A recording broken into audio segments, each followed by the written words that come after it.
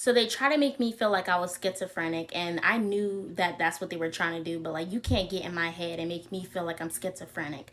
And that's when she was like, "Are you sure you don't see yourself standing and watching that situation happen again right in front of your face?" I was like, "No, ma'am, I don't." I said, "I may think about it, but I don't see myself like replaying it and watching it and standing there. Like that's not happening."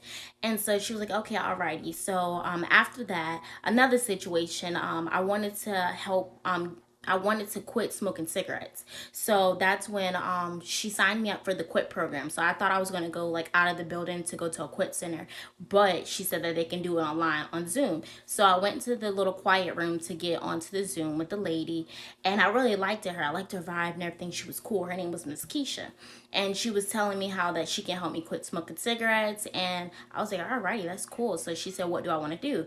And I said, "I'll do the patch." And she said that, "What dose do you want to do?" I said, "I will do the highest dosage so that I can quit."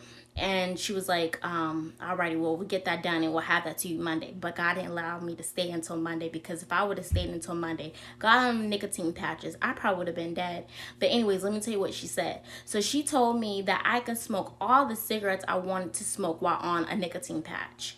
Now, I told her, I said, at home, I was told that you cannot smoke a cigarette while on a nicotine patch. She said, "You ever heard of a myth?" I said, "Yes, ma'am." She said, "Well, that's a myth." She said, "You could smoke all the cigarettes you would like while on a nicotine patch." I said, "Okay, cool. Like, that's up my alley. I could still smoke my cigarette and have my nicotine patch on." I was like, "All right." So she said, "We'll get that situated and we'll have the patches to you by Monday." I was like, "All right, thank you so much." So that was the end of that conversation.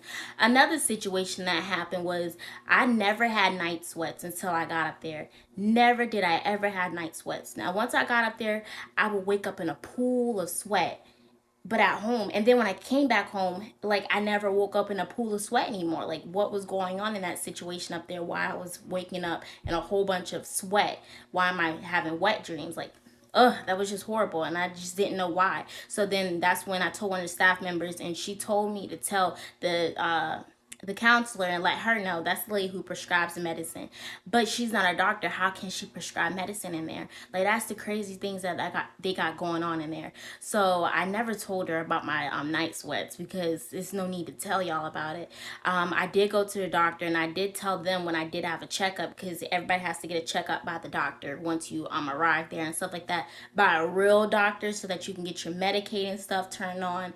So I was telling that doctor about that situation. He was like, "That's strange. Why, when you come up here for better and you have a night sweats?" I said, "Right." So he was gonna run some tests, but I didn't even stay that long to get tests done, because I arrived back at home.